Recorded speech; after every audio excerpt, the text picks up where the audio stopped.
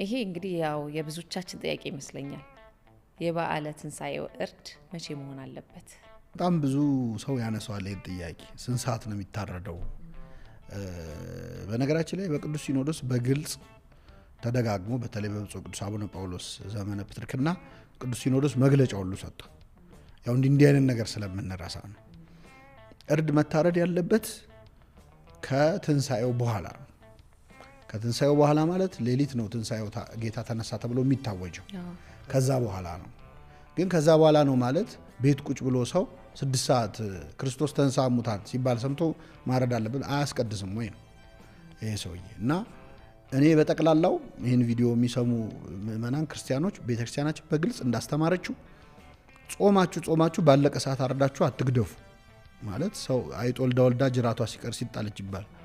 ሄዶ 40 ቀን 50 ቀን ጾሞ ለጥቂት ሰዓታት ልዩነት ለምንድን ነው የሚገድፈው? ምክንያቱም ከዛ በፊት የሚታረድ ማንኛውም ነገር በጾም ነው የታረደው። ስለዚህ ገድፏል። እና አንሞት ለአንድ ቀን እስቲ አሁን እንደው አንሞት። በዛ ላይ ሌሊቱን ሙሉ ዶሮ ስዘራ መከራ ስናይ ከምናደር ለምንድን ነው የማናስቀድሰው?